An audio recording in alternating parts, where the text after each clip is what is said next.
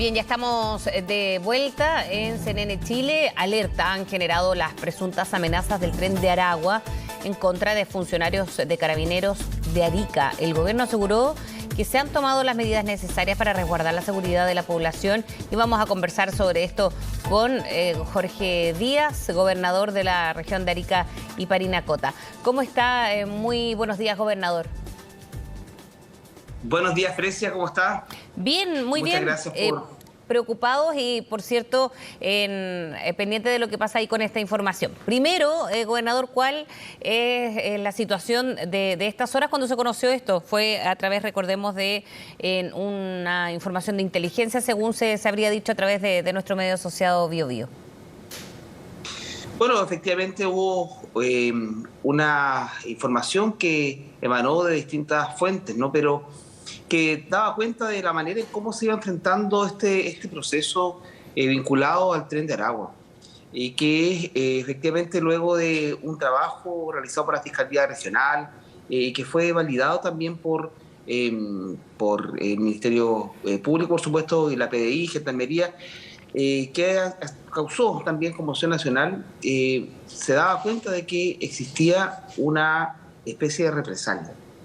Y cuando enfrentamos ese tipo de procesos, nos damos cuenta de que todavía existe una carencia de estrategia territorial, todavía existe una falta de actualización normativa tan necesaria para enfrentar este tipo de delitos y que en definitiva, más allá de si existe certeza o no de la fuente de este tipo de amenazas, lo cierto es que hay una sensación de temor en la población. Y eso no se ha acabado durante el último tiempo. No existe una ruta clara de la manera en cómo se va a enfrentar el crimen organizado y por eso es que valoro profundamente lo que está haciendo también el Parlamento a través de la Cámara de Diputados, que constituyó una comisión especial contra el crimen organizado que lidera la diputada Joana Pérez y que va a sesionar por primera vez este martes, ¿no? Y bueno, agradezco también a la diputada por haber considerado al gobierno regional de Arica y Parinacota en este proceso. Y ahora, gobernador, ¿usted cómo se enteró de esta información? ¿Tenía usted antecedentes al respecto? ¿Cuál fue la instancia en que dan cuenta de esta alerta? Bueno, lo que pasa es que uno entiende cuál es el modus operandi de este tipo de bandas organizadas.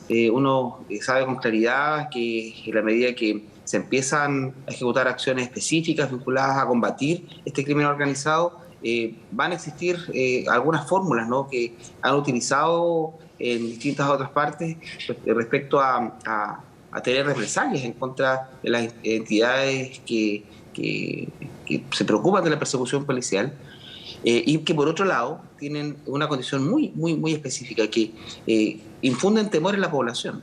Entonces se han filtrado llamadas, WhatsApp de audio a gran parte de los comerciantes de Arica, sobre todo los que están vinculados al paseo peatonal 21 de mayo, a comerciantes vinculados a restaurantes. Entonces empezó a tomar un matiz distinto. Nosotros ya lo denunciamos hace bastante tiempo atrás, de que entendíamos que el tipo criminológico estaba cambiando y que ese cambio que se producía en el tipo criminal hacía que pensar que existía este tipo de bandas organizadas. Bueno, esos temores se hicieron realidad tiempo después y desde ahí que hay que empezar a tomar acciones específicas. El territorio requiere acciones vinculadas a la manera en cómo se está dando este proceso, pero además una fórmula muy clara de que Chile tiene que tener estrategias distintas para un país que tiene problemas distintos vinculados a seguridad pública. Por ejemplo, no es la misma situación la que se vive en la región de Arica y Parinacota que la que se vive en la región de la Araucanía o en otras regiones del país. Entonces, por eso que se requiere una estrategia distinta, una estrategia específica. En el caso de mi región, es una región bifronteriza, es una región estratégica para el país, de modo tal que si hay problemas en el ingreso a Chile y no se controla de manera mucho más fuerte la migración irregular y no se enfrenta a este proceso, esa situación va a permear para el resto del país. Y en definitiva, por eso que se requiere un nuevo nivel de recursos, no solamente en cuanto a tecnología, a mayor dotación, sino que también recursos económicos para enfrentar este tipo de procesos. ¿Le parece suficiente lo que ha dicho el gobierno a través de la Subsecretaría del Interior cuando dice que toda amenaza la consideramos relevante y de ahí se han tomado medidas? Porque si hacemos un muy breve resumen en una línea, supuestas amenazas consistían en atacar a funcionarios de Carabineros en Cerro Chuño, y eso es lo que derivó inmediatamente, según el reportaje de Bio Bio, a que se suspendieran las labores de estos funcionarios en la hora o el día determinado, que supuestamente era el día de ayer. Cuando se conocen amenazas concretas, ¿no?, como la que se ha dado a conocer, gobernador, es oportuno, por eso le pregunto lo que la subsecretaría ha dicho respecto a que todas las denuncias, más allá de que no sea a lo mejor una denuncia o información oficial, pero sí que hay antecedentes al respecto, se tienen que tomar en serio, ¿no? Por supuesto, sí, no estamos hablando de una banda delictual local. Es una banda organizada que tiene un modus operandi distinto, tiene un tipo criminológico distinto, tiene fórmulas que han aplicado no solamente en nuestra región, sino que en el resto del mundo. Entonces, evidentemente que en cualquier situación hay que tener la alerta necesaria. Y no solo la alerta, sino que la manera en cómo se va a enfrentar este tipo de crimen organizado, cuál es la estrategia que va a tener el Ministerio del Interior vinculado a aquello.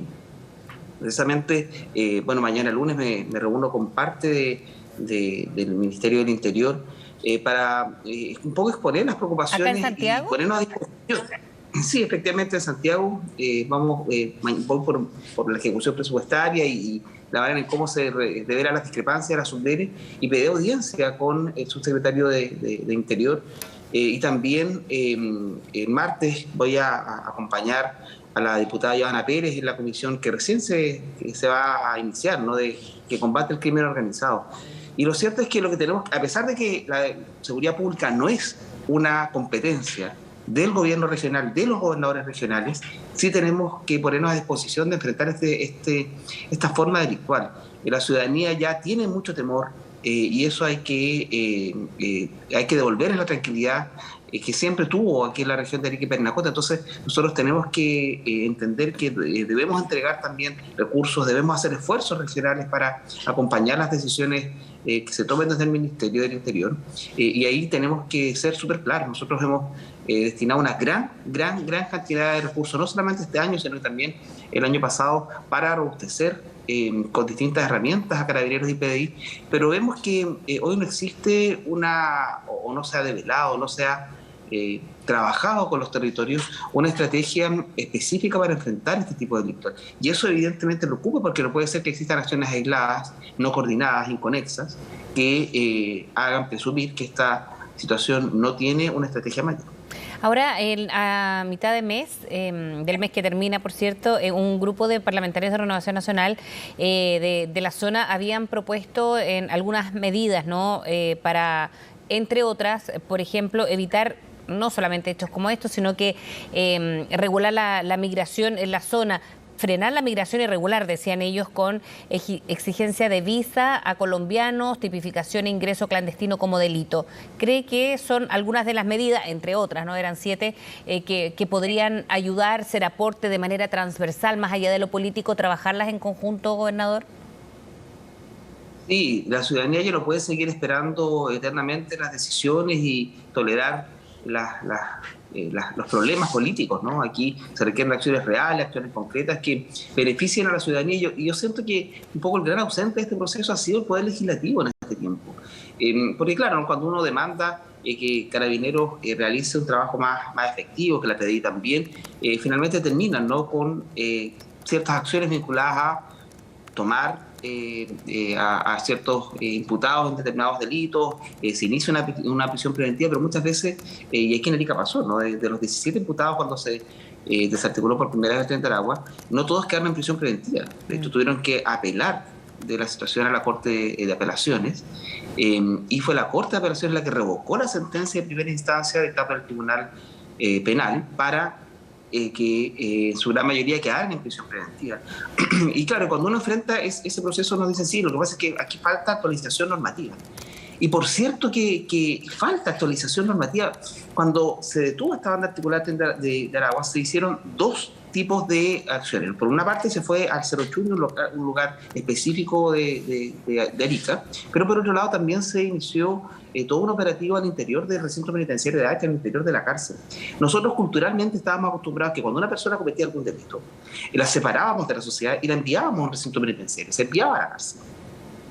Pero con esto que ha demostrado que da lo mismo, donde esté la locación del delincuente, porque va a seguir siendo un miembro activo de la organización criminal. Y eso preocupa mucho porque da lo mismo que esté o no en la región, da lo mismo que esté o no al interior de un recinto penitenciario, da lo mismo que esté en el país o fuera de él. Entonces, eso yo creo que merece una actualización normativa, porque históricamente nosotros siempre entendíamos que las cárceles eran un lugar donde se alejaba a la persona y dejaba de cometer delitos, y vemos que hoy eso no pasa, y eso es exclusivamente una actualización normativa porque los tribunales fallan conforme a derecho. Y por eso es que se requiere que el Poder Legislativo también empiece a revisar los antecedentes, tome cartas en el asunto y tenga propuestas específicas de materias de ley para enfrentar la delincuencia. Y respecto a la migración, porque hemos hablado y nos hemos detenido, por cierto, por estas supuestas amenazas del Tren de Aragua, cómo se hace para no generalizar y controlar a aquellas personas que sí quieren migrar a nuestro país, tienen las condiciones para hacerlo, pero con este tipo de hechos también se ha dificultado el ingreso de personas que tienen todo el derecho humano, por cierto, de hacerlo, y que no lo generalicen por hechos como esto, por bandas tan violentas también como las que han irrumpido en Chile, gobernador. Grecia, yo creo que ahí lo más importante es que Chile vuelva a tener una migración selectiva como siempre la ha tenido. Antes de la pandemia, cuando los pasos fronterizos estaban abiertos, por cierto que existían ingresos de manera irregular al país, pero eran muy controlados. Existía también tráfico de narcóticos que era relativamente controlado. Pero hoy vemos que hay tráfico de personas, que hay tráfico de armas, tráfico de niños. En algún momento, cuando el paso fronterizo se cerró, empezaron a proliferar los pasos irregulares. O sea, en mi región había más de 160 pasos irregulares por los cuales las personas podían ingresar clandestinamente al país. Y eso, en realidad, es una situación que empezó a preocupar mucho porque, claro, al aperturarse la frontera nuevamente, si la persona tenía todos los antecedentes en regla, iba a ingresar por el paso fronterizo. Pero aquel que no lo tuviera, daba lo mismo porque a su derecha e izquierda tenía más de 160 pasos irregulares por donde ingresar al país. Y eso es algo que en realidad se tiene que abordar de una manera muy, muy específica, y bajo mi punto de vista la migración debe volver a ser selectiva como siempre fue en Chile. Bien, gobernador Jorge Díaz, muchísimas gracias por haber hablado con CNN Chile esta mañana. Que les vaya muy bien. Igualmente, hasta luego, que tenga buen día.